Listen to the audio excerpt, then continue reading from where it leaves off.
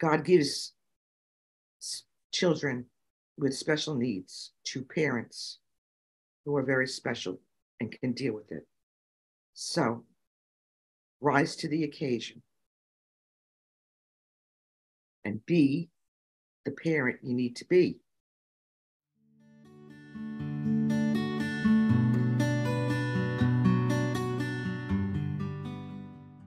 Today, I would like to welcome Stella Spanakos, and I am honored to have Stella back as a guest on A Mother's Guide Through Autism podcast. I'm Bridget Shipman, and I am the host for this podcast. So Stella, our guest today, believed that there was more than the traditional day hab programs offered to her son, Nicholas, and autistic adults like him once school services finish at age 21. So in 2011, she developed and financed an alternative and the Nicholas Center, an organization that incorporates life skills programming, vocational skills training, supported employment, community engagement, and important peer connections. On-site, employment training and paid employment are offered at 3 social enterprise businesses, also co-founded by Stella: Spectrum Designs, Spectrum Bakes, and Spectrum Suds, where 60% of the staff are individuals with autism and are supported by staff from the Nicholas Center. Spectrum Designs is one of the largest employers of individuals with disabilities in Nassau County. In 2021, the Nicholas Center expanded to a second location in Westchester County. The Nicholas Center has received the New York Senate Empire Business Award as the most socially innovative agency of its kind in New York State and 2020 Nonprofit of the Year by Long Island Business News. In 2018, a documentary was made about her journey entitled The Business of Autism.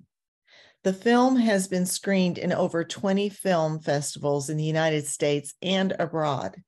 Please view her websites, www.tncnewyork.org. It is a complete honor to have my friend Stella back on Mother's Guide Through Autism. I'm so glad you came back to talk with us, Stella. It's such an honor. We were talking before I hit the record button that you were our very first guest on A Mother's Guide Through Autism podcast. And so Joseph and I were just so excited, and I'm even more excited to have you back now because I feel like we have a connection. We've built a friendship over the years, and I have such a high regard and respect for you. So thank you for coming back. My pleasure. Always. Always. Our fellow mom. We are doing a series on grief, and I invited you back because you and I have had conversations individually about our own personal journeys. And before we get into that topic, I would love it if you could just kind of update us on what's been going on in the Nicholas Center and all the other work that you've been doing and how Nicholas is doing. Well, Nicholas was 31 on Saturday. So I just can't believe it. You sit here and you're like, I am the parent of a 31-year-old. How did that happen? Where did the time go? So, yeah. Other than, he could afford to lose like a good 5 pounds. Welcome to, metabolism slowing down like the rest of us. So, but otherwise, he's productive, happy, He's busy working around the Nicholas Center.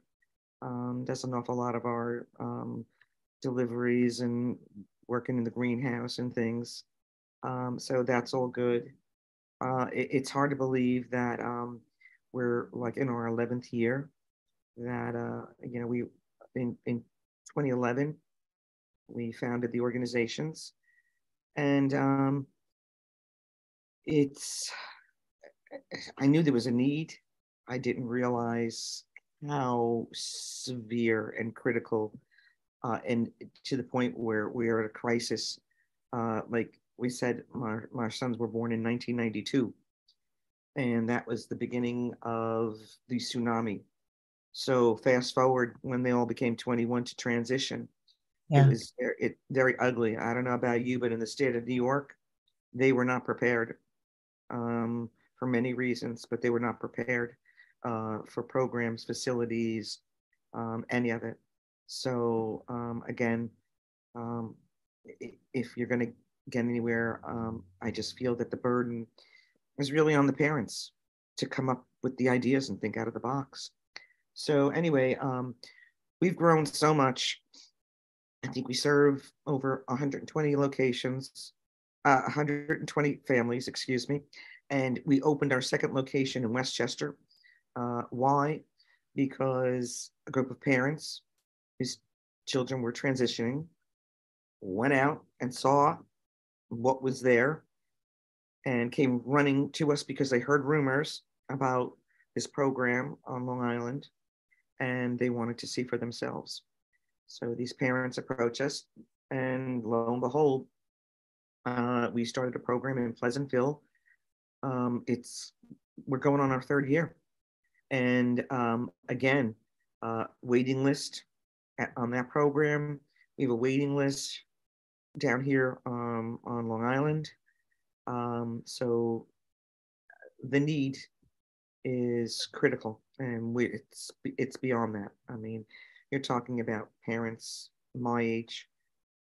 I'll be kind. We're all 65 plus, and and we need to come up with a game plan Yeah. for our adult children with autism, financially, housing. Got to get this all put together. Um, so yes, we've grown so much. We've developed what started off as programs. We have now created other opportunities and creating other businesses. I'm very excited to tell you that hopefully in another 2 weeks, we will start working on our chocolate. We've developed the TNC, which is the Nicholas Center Chocolate Lab. So Oh, yeah, well, we're gonna dip everything and anything your heart's desires in chocolate, white, milk, or dark. Okay. I'm all for So it. yeah, so it's a TNC chocolate lab. Kids love the culinary, excited, but more importantly, we use these. We fill baskets and we use them as our centerpieces at all our events. So it's a great opportunity. Our kids, are productive and they're making these great products. And as we grow, we'll take our time. But hey, you never know. We could be up and running and selling online for all we know. But this is really what we're doing. We have gone out in the community as now because we've been here a while and everybody knows us, and we've formed these great relationships with business owners. So a lot of and now I live in New York, so my expertise is working OPWDD, which is our governing body for the Office of People with Developmental Disabilities, and that's where your money and funding comes from in the state of New York. They have something called SEMP, which is supported employment. So what we do is we have some of our participants whose passion and love is music, and they take music lessons they have for years, and they want to work in a music store. So we approach the gentleman who owns the music store in town, and lo and behold, he hired our employee. We send one of our staff who supports him. and he tunes guitars, restrings them. And this is called supported employment. So this is the whole thing, is that we not only just offer programs, that we're going out into the community, and if whatever the passion is of that individual, we try to make it happen in an employment setting. So Mm. this is called, in New York, we call it SIMP. And we're it's going great. It's very successful. Um, um, we're very proud of our biggest accomplishment this year, given the nature of the pandemic and the cost of living, inflation. A lot of people are not even able to afford basic necessities. So this year we went out, and we were able to secure a very, very generous grant. And we've also just found out that we've secured a grant going forward. So we created and teamed up with some of the food banks and the Port Washington Community Chest, and we came up with Port Provides. So at this point, we are supplying 5 food banks. We collect, we buy everything wholesale, collate it, and then we call them our Nicholas Center navigators, go out in our vans, and then they deliver to all of the 5 food banks. And recently, I think, how many weeks? 2, 3. We've made our first deliveries of meat. So we're actually offering them um, chicken, so at least they can have protein, at least once, once or twice a week. So this is again called Port Provides, and this is all about non-for-profits like the Nicholas Center teaming up with their communities, identifying needs, and helping to create and rectify and come up with a solution. And this is what we're doing, and it's really big, and it's expanding. We had a GoFundMe drive and got even more supporters, but this is huge. I mean, you're talking about not essentials, things like diapers. Okay, there is such a need that we know from the people that run the food banks, and from these, that a lot of the parents can't afford to even change the diapers.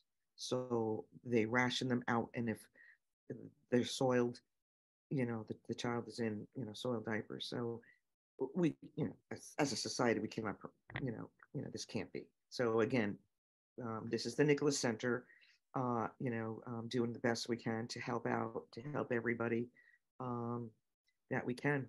So yeah, this is what we've been doing over the past 10 years, really going out in the community, um, and working with everybody and anybody to help improve.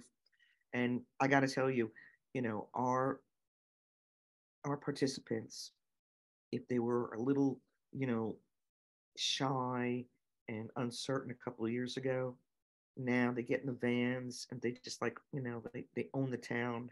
They go out and they do it all, and everybody knows who they are, and and it's a great thing. Yeah. It's when it comes time for our annual Pride and Port Parade. All right, I mean, like, they're cheering in the streets when they see us come down now, and the kids, they're rock stars. What can I say? They're just like, they're awesome. And this Yeah. is the greatest thing in their lives. I mean, they've never been so successful and so needed and so fulfilled. So, here, we're all very real proud of what we've done and accomplished, and how we've grown and evolved. Yeah. And it's also about what the kids want. A lot of them are gifted in art, and they love this whole graphic and all of this social media uh, So we got a grant. We listened to them and we built them their own studio. So we have podcasts. They start at the beginning of the week, script, and write the script for the TNC News, which comes out Friday, and then we post it as live on Friday. So they go out in the community, they interview, they talk to people. So again, this is we listen to the participants. This is what they want, and we want them to grow and embrace all of it, and that's exactly what they're doing. So yeah, 10 years ago, you told me we're gonna have a recording studio, and I'd be up there at night gluing up the soundproofing eggshell stuff. Like, what is this? Okay, this is what I do. This is what I do for kicks now. Well, for kicks and wow, I think what started, I think it's such a deep, meaningful story that you have, Stella, because it's called the Nicholas Center because it all began with a beautiful fellow named Nicholas.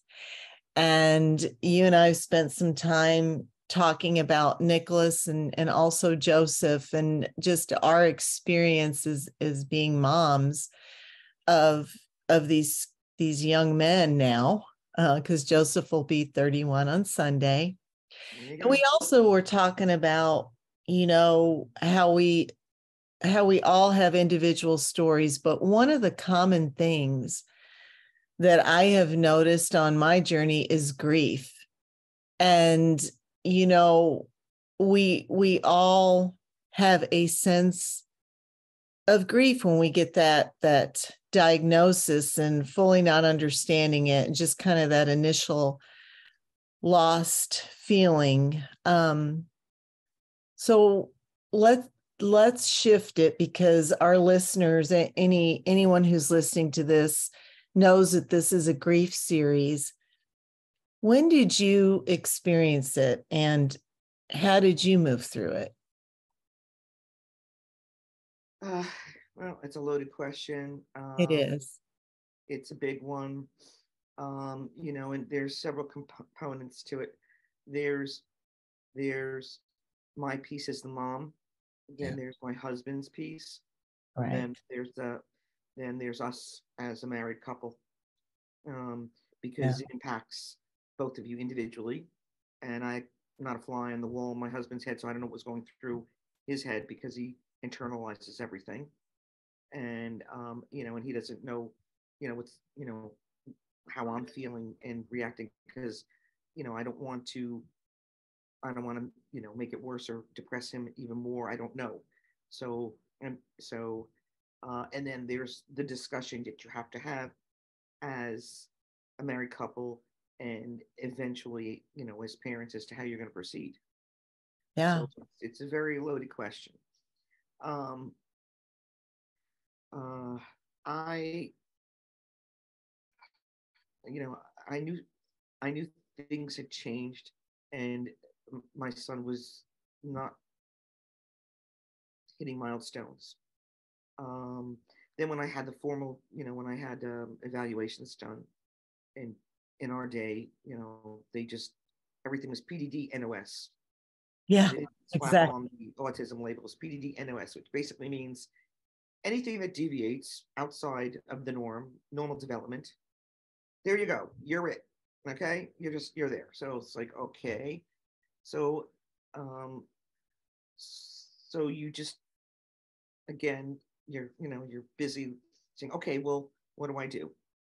And then you're busy struggling. And when you and I were there, ABA was not, in New York State now, it is an approved methodology, and the school districts, it's only scientifically researched. Uh, um, that is permitted, okay, in schools. So for the most part, everybody is trained or practices ABA, but it wasn't when we did. So you had to fight or pay for it privately. Right. And years ago, it was like $800 a week in our day. Okay, if you brought somebody in or you went with an agency. So, uh, um, I couldn't believe it. I was in shock. My husband, he just shut down and went in total denial. So he just refused. And he said, in his mind, he just pushed it out and said, okay, you get him all the therapy he needs, because in his mind, eventually he would be cured. And that's how he rationalized it. I knew better, you know, from, and I'm not a special ed teacher. I taught social studies for 15 years, but I knew that, and also being the eldest of five, that there was more than that. There's some serious issues going on here, especially the language, which wasn't after a while, from simple vowel sounds to, by the time it was a year, it silence. Just it was less and less sounds, and that was it. And then just excessive drooling started. So uh, I, I'm a non-drinker. I my I was just raised in a household, but where both parents never drank, so we never had alcohol. And other than like the college craziness, I just not it's not my thing. And I'll be the first to admit, that I was just like, drinking more Chardonnay than I ever could, handle. And my mother, uh, being the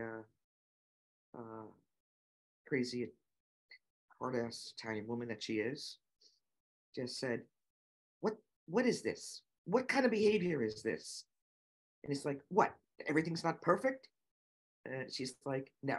She said, "Get yourself together." She goes, "You're a mother." She goes, "Enough of the pity party." She goes, "What are you going to do about this?" And uh, really, that was a big pivotal. And I just went, "Yeah, she's right. This is like, what am I going to do? Hide from autism? It's just not going to." So that's when I said, okay, every day, is going to be dedicated to just taking one more step forward, one more step forward. And that's really how I approached it. But, grief, um, it doesn't just go away that easily. I think what rips your heart out is when you don't realize this until you're an adult and a parent, that I think one of the reasons, um, that you have children, is, and when the is that you get to live vicariously through your children's lives, and Mhm. you get to relive your memories as a child. So, um, all the Easters and the holidays and the Christmas and the birthday parties and all these things that should give you such joy and pleasure in life. And you know um, you know my son was oblivious, and they were actually painful for him. The gatherings, the noise, and I mean, his second birthday was the last one I ever had for him, other than just family with a little cake and whatever. uh, the bouncy castles, the characters, Barney, Winnie the Pooh, and all these dress up, Cinderella coming. Like he was, thrashing around on the floor. I realized then that what I did was wrong. That the birthday party was, like what his parents, and as was a little kid, would have given us, Mhm. that sense of joy and happiness. And what I did was just create a living hell for my son. So we just did away with it. And you have to, that really is the most painful part of it, because every year you go through the same thing. Okay, I got the autism thing, whatever, but it's just like, stick the knife in and turn it with the holidays. It's just like, so that's the biggest thing that you have to get over. You have to understand that, uh, that it's okay to feel it, but you have to put it back in the box and put it back on the shelf. Otherwise, you will self-destruct. And then you will be useless as a parent to this child.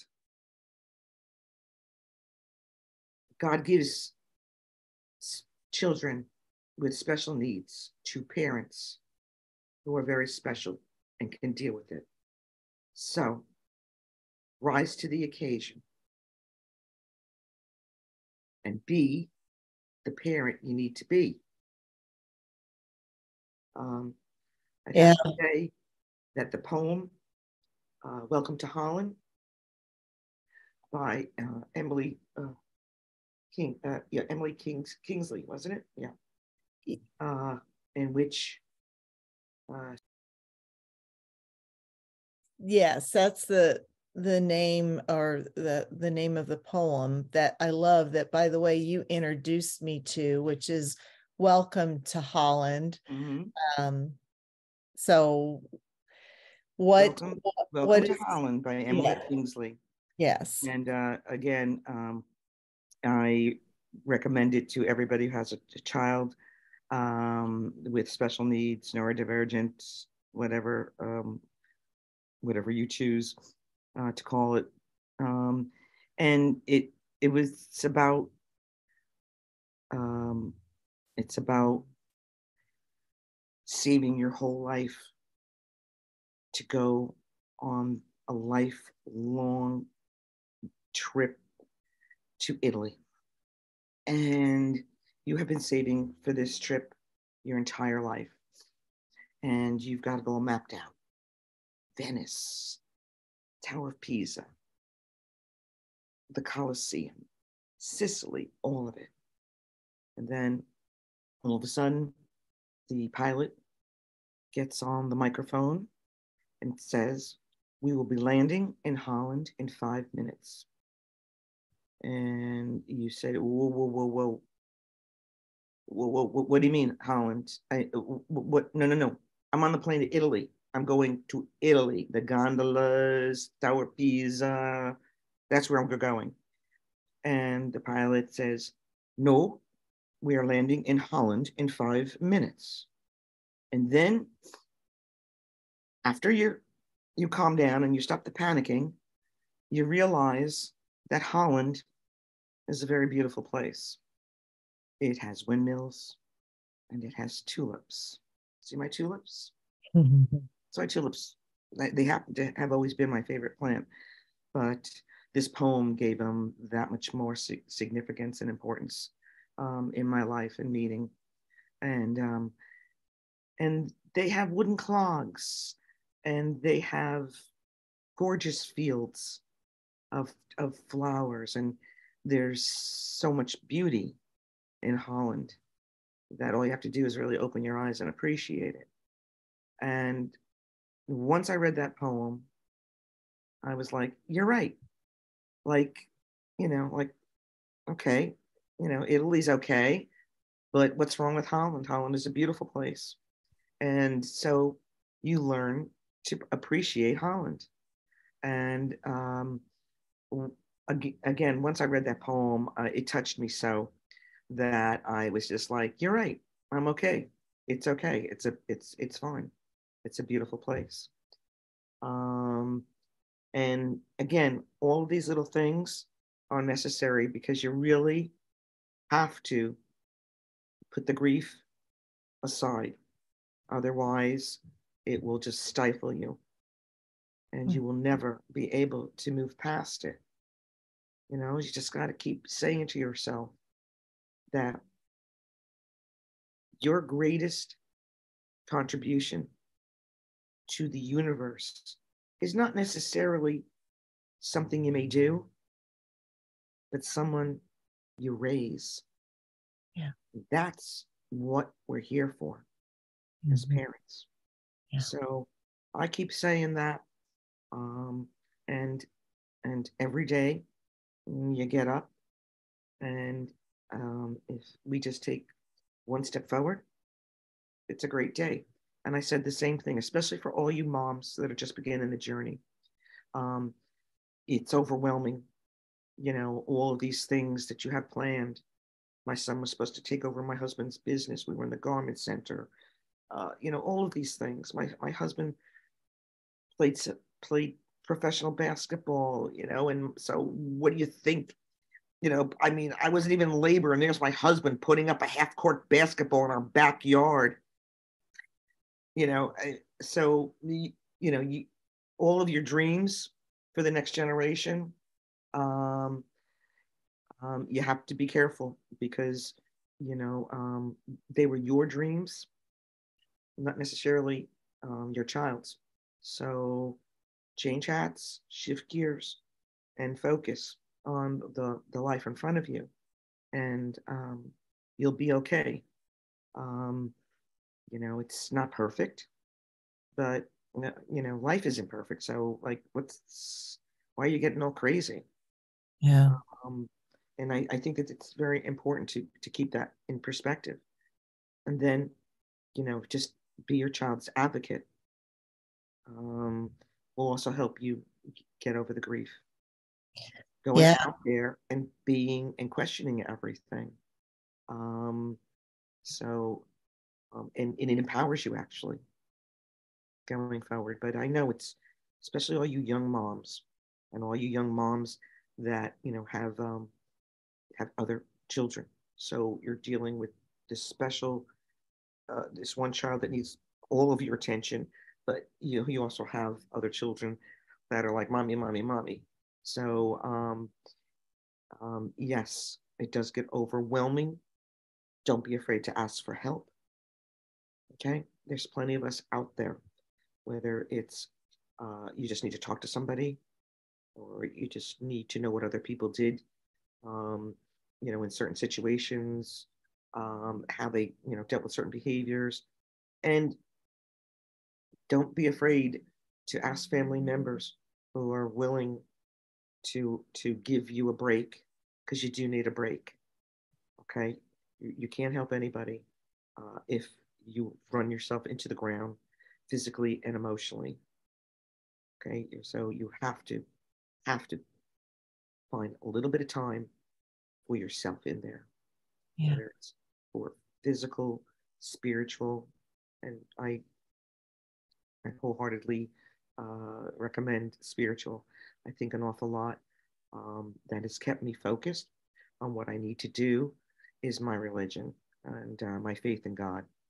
Um, and, my conversations, my personal conversations with God about, okay, I'm having a bad day, but if you could just, you know, give me, just a little encouragement, I could get through today and I'll be all right because tomorrow's another day. I'm not asking for much, but these whether it's funny humor, whatever, these things are, I think are very important for you to to keep your sanity and amongst everything you have to do as a parent. Yeah, I love everything that you're saying, Stella, because I do think anyone who's listening is hearing you because it's important. And I think although each autism journey is different, though this commonality of grief is amongst us. And I find when I coach moms, what I have learned is that some feel guilty for the different levels of grief. I'm not really sure that they understand that grief is part of the journey. So for somebody who's listening that maybe doesn't understand how grief and autism are related, how would you share with them the reality of grief on this journey?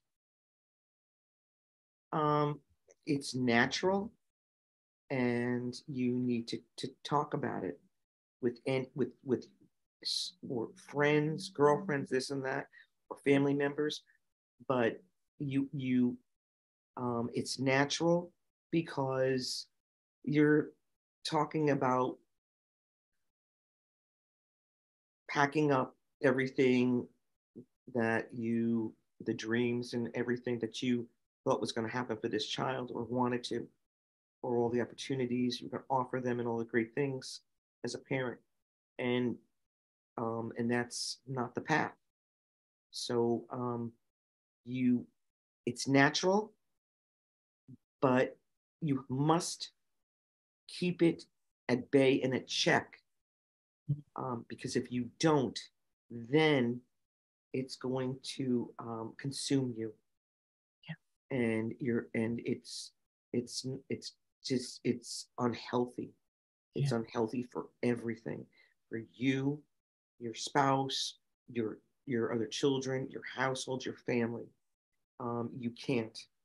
It's very difficult, and don't mean to shortchange fathers, the roles that they play, because obviously they're just as important, and the for the family unit, but you know moms have, I think, more of the responsibility, um, and for holding your family unit together.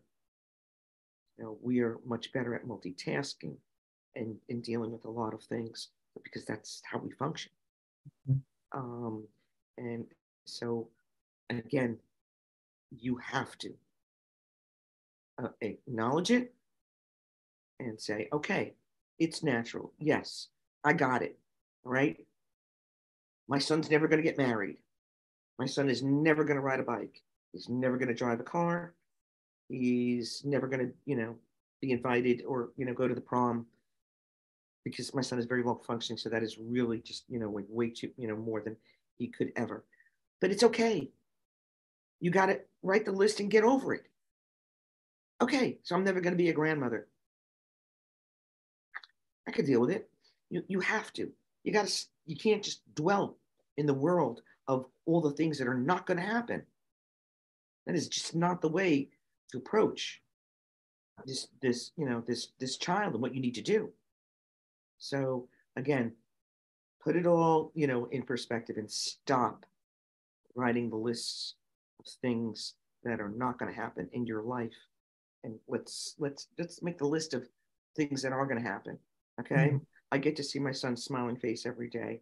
He wakes up, Mr. Happy Pants. I still call him at 31 Happy Pants. Okay. The days when he would, like peer over his crib and look at me with that droopy diaper of his, and I just go, oh, there's Mr. Happy Pants. So he still does, Disney, what can I say? Disney is life. I've never seen him, like just his light up like you've never seen when he's watching something from his Disney. And these are the things now that I've substituted. Okay. And I get such pleasure. So, thank goodness. I'm happy to report at this stage of my life, with my 31-year-old son, I stopped grieving a long time ago. And I just focus on, like all the fun things and the simple things that, make my son, for example, my son can eat leftovers 5 days a week. Okay. My husband would feed them to the dog. All right. Now, you want to talk about pissing mommy off? All right. Look at it. How great is that? Yeah. Okay. I mean, like all of these simple things are just are the things that now I take joy in. My son loves Ralph's ices, but him, and so that's just his treat, to go over to Ralph's ices. And still at 31, you got to remind him to lick slowly. You're going to freeze your head, and then sure enough, he'll go, ooh, ooh. I'm like, drink the water. Okay, so we still have these great times and these fun things. So I just we have other. I've just substituted what Nicholas is all about, and focus on all the fun things, that he likes to do and we like to do. He loves to walk. He just loves and loves to walk, and you could take him on a 2 mile hike, and we've got some magnificent trails, and he's just happy as a clam. Okay. So um, I'm sort of actually jealous because our lives, we thrive on complication. Mm-hmm. Unfortunately, too much maybe on material things. Yeah. Um, and yet, my son is just the essence of simplicity and just the simplest things in life. Um, and and he reminds me of that every day. That's I think that's his gift.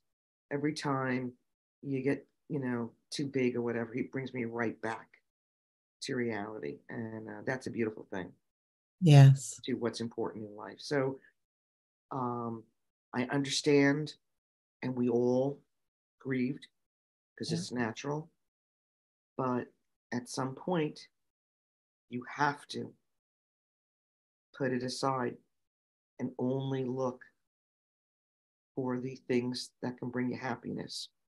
Um, and and if you do that, I think it applies to everything. You and I both lost our husbands at a very young age, um, and so again, I was thrown right back into that grieving. But again, um, at least this time, I was better prepared for it. I think because of emotionally what I went through with my son. Yeah. So, yeah, I guess, that's just part of God's bigger plan for all of us. But I'd have to say that in all of the years I've been on the planet, and it's a lot now, um, uh, I, my greatest growth has been because of my son. Yeah. Not because of college and all the work and the thing. It's because this beautiful little boy came into my life 31 years ago and taught me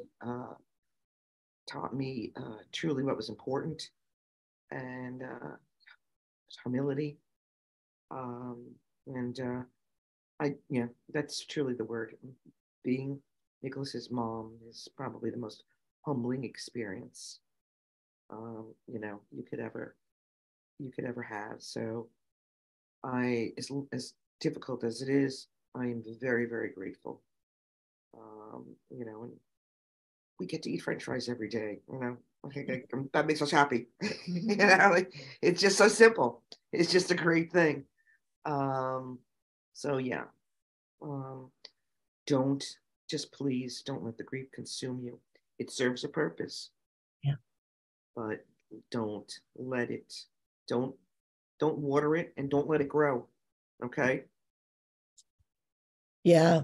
I think that is great, great, great insight and advice. And you know, I too on this journey for 31 years, and I still get emotional and teary-eyed just anytime we start talking about this, because the love for our children is so deep, and it is the greatest gift of all. And I say too, Joseph is my best teacher, and I wouldn't be who I am without Joseph's lessons, the lessons of Joseph, the lessons of Nicholas, and the work that you're doing. My goodness, Stella, all the social enterprises, the employment for the adults. I mean, your list of giving back, and what started with the love of one of the loves of your life, your son, has expanded, and your love has grown out to all these wonderful, beautiful things that you're doing. And so when you provide all these opportunities, what advice do you have? What have you learned from all these businesses and doing what you do? What is there a lesson in it, in all of it for us? Um,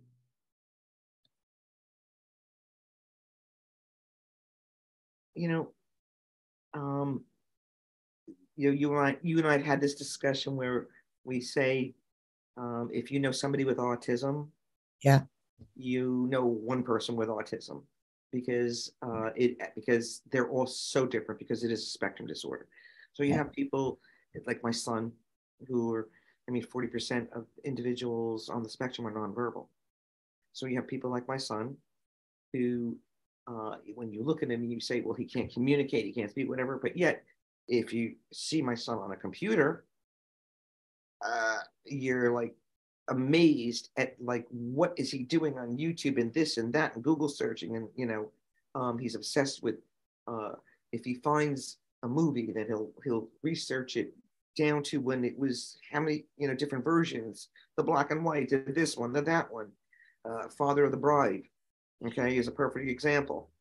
Okay, he knows it all, from the modern ones that were made with Steve Martin to the original one with Spencer Tracy and Liz Taylor being the bride. I mean, so, and I will walk into his room and watch him like, what are you watching? Oh my God, that's the original version. I'm like, how did you ever find that? And then there's times where my son can't talk, and I'm like, okay, Nicholas, mommy needs help. I don't know, like, how do I open this? And yet he will get my phone open and like back home, and I'm like, oh God, So I know. That's why you just every day is like is really very interesting day, when it comes to these kids. Um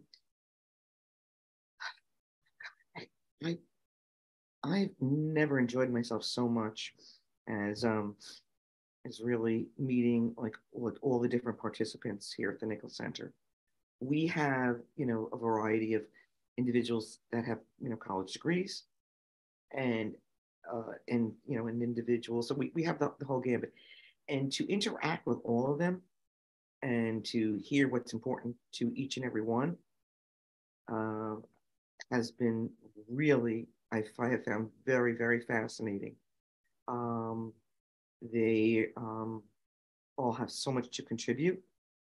Um, Obviously, they're underserved. There's not enough of really quality programs um, that offer them the challenges that they still need. I mean, as long as you're presenting new information, my son will be a lifelong learner. As long as you're sitting with him reading books, Yeah. That's another book, and trust me, he remembers all of it. Yeah. Um, so I learned so much watching all of this, and especially those who've been with us now 5 and 6 years, how they've matured, and how they now actually advocate for themselves, where you would have never heard a peep out of Mm. them like 5, 6 years ago. So, don't know if that answers Yeah, the it question. does. Yeah. I think what the lesson here, what I'm hearing anyway, is that there are opportunities for our adults on the spectrum to grow, to learn, no matter where they are on the spectrum. Your son is a beautiful example of how he is a lifelong learner.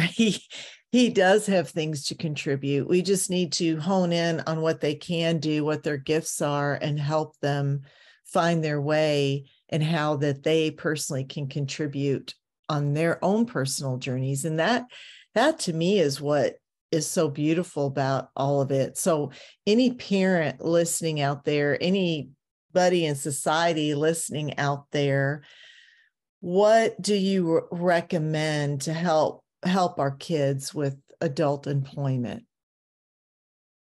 What should we be doing? Um, you really have to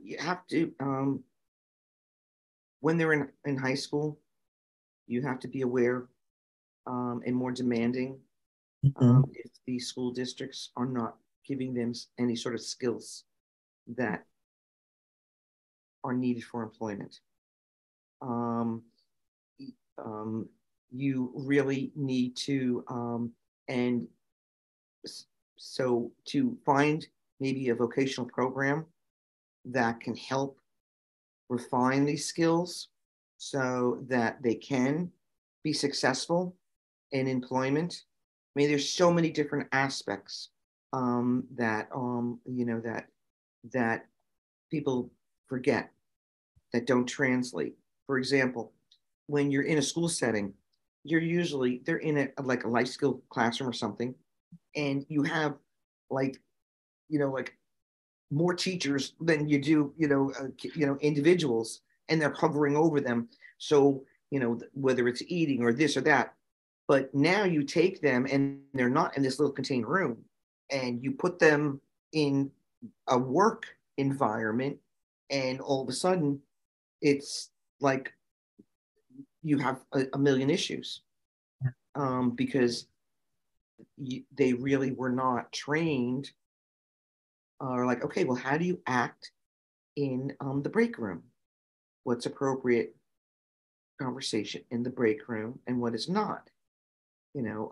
All of these aspects are just as important as training, as can they file, can they what type of work or do you like or to do, what do you enjoy doing, and then what have you done to get them the skills that can increase the probability that now we can go out there and be successful and applying for a job.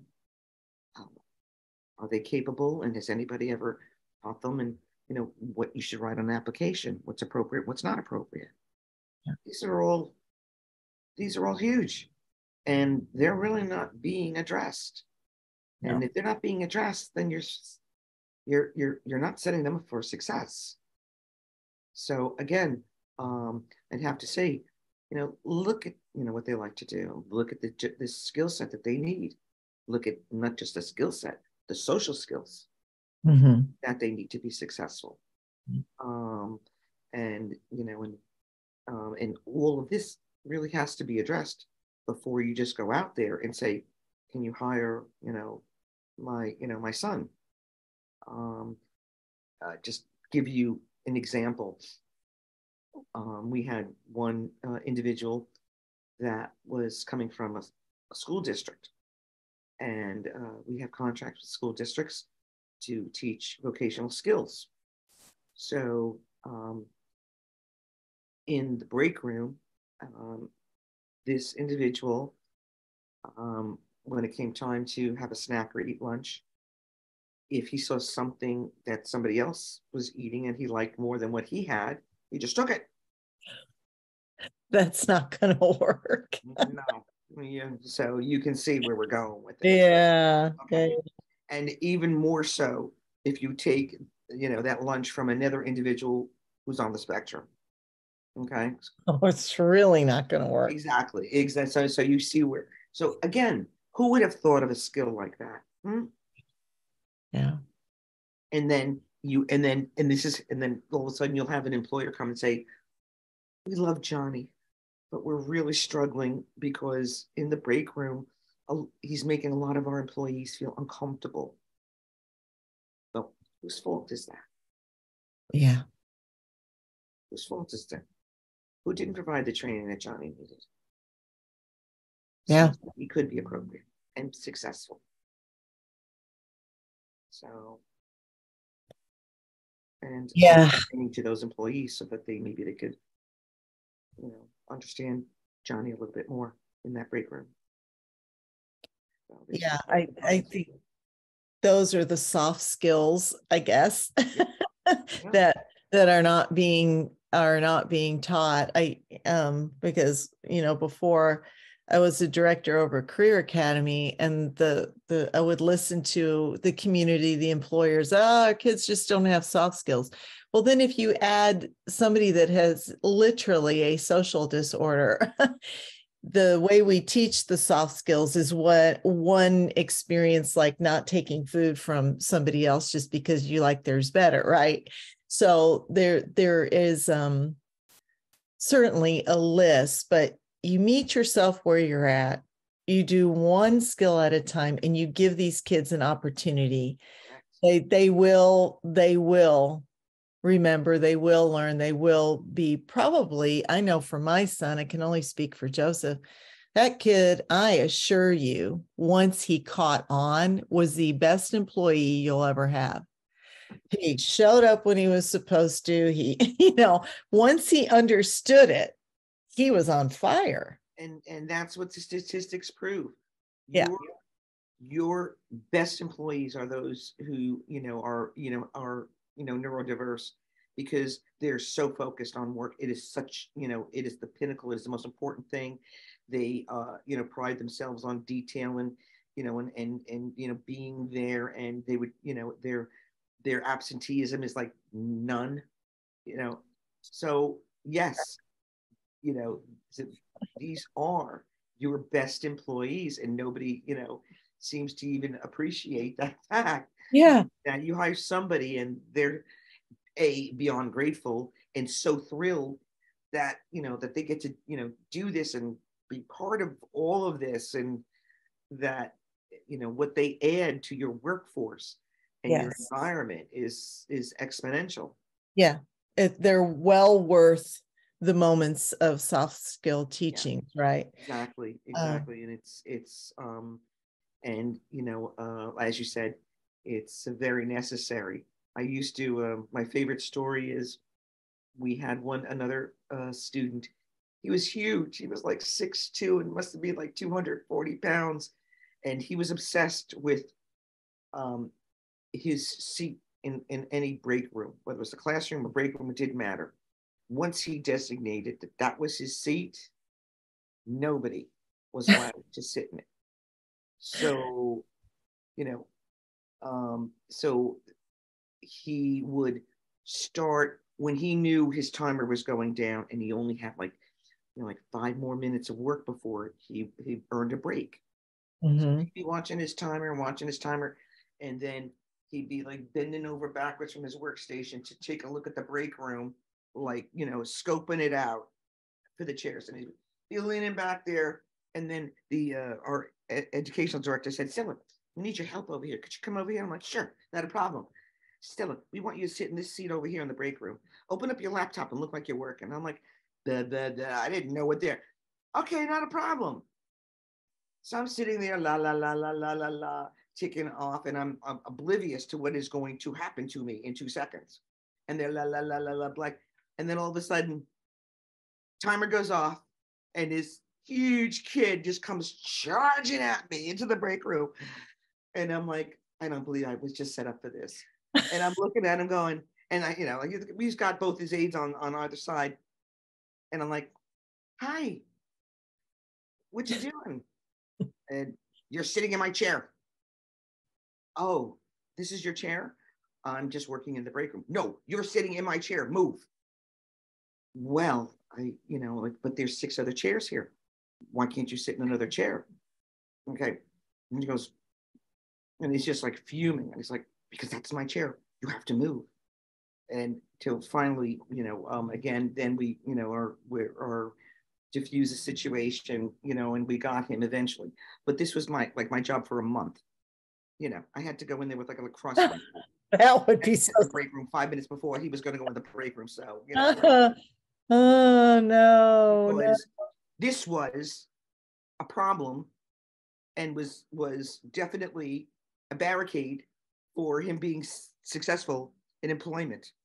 So, soft skills.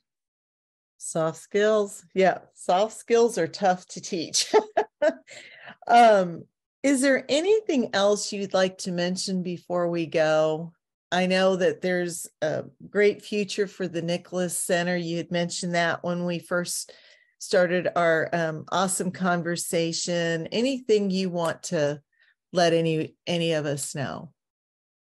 I'm just again going to put it out there for you all of you parents that are just beginning your journey. I just received the diagnosis.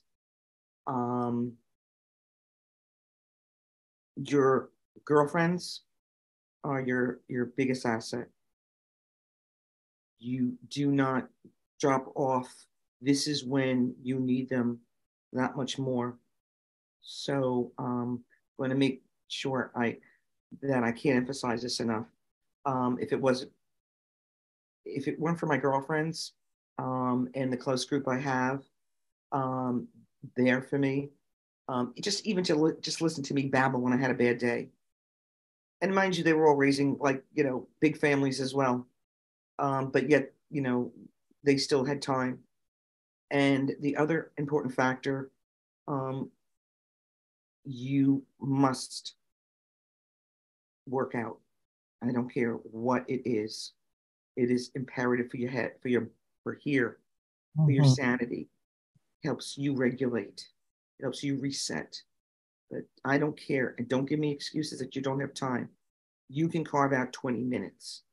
That's all you need. But it is imperative for your own well-being that you do this. Okay. If you just can do those two things, you will be in such a much better place to deal with autism and to deal with the grief that autism causes. And then when you understand it all, then you can package it up and put it in an appropriate place so that it doesn't consume you. But you must take care of yourself. You must maintain and depend on your friends. And you must spend at least 20 minutes a day doing some sort of physical exercise for yourself.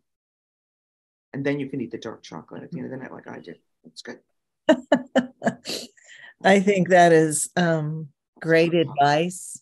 Great advice. I agree with all of it. Tell our listeners where they can find you. Where are you, Stella? Where can they connect? I am on the North Shore of Long Island, Port Washington, New York. We are the Nicholas Center. You can locate us at, I'm going to read this. We have two new websites. We can have info.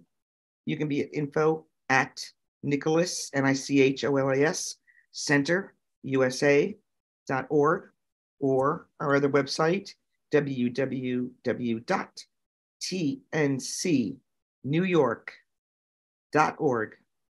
But if you just put in the Nicholas Center into your search, we will come up and you can see all the great things. And I'm telling you, I'm putting it out there right now. Phone number here, 516-767-7177. Ask for Stella. Okay. I am very serious. I am available for anyone. I will never let any mother who is struggling, needs to talk to somebody, hang. So if you just want to talk, and if not, hey, I have the t-shirt. My child might be nonverbal, but mama is not. Okay, I will send you the t-shirt, okay, to brighten your day. But hang in there. And again, another thing, faith, whatever you believe in, I really do feel that religion played a rather big part in my sanity and was really gave me motivation to get up every day and take another step forward. So all of those things, okay? Let's reiterate. You must have friends. You need a good group of friends. You need to work out and take care of yourselves at least 20 minutes a day. You need to find some sort of faith or something that can give you what you need spiritually and emotionally to go forward. And then there's dark chocolate at the end of the day. That's it. 5 necessary things, okay, in order for you to survive what you're going through. But again, I'm here. I'm here for anything that anybody needs. I'm grateful for the people that were there for me. So I'm here for you. And obviously, Bridget, you're here for all of us. Yes, I am. It is